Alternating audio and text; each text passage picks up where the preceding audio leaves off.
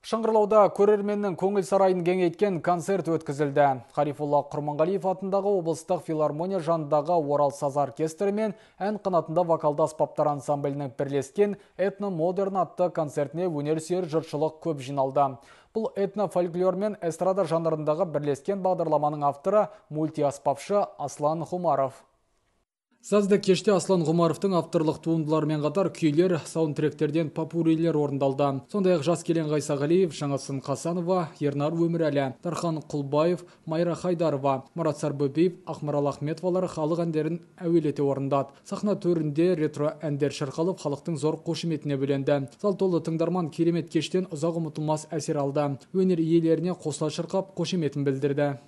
Қазақтың талай танымалдары дүниеге алып келген Шыңғырлау елі, Шыңғырлау өлкесіне іс-сапармен концертімізбен келіп қалып жатырмыз.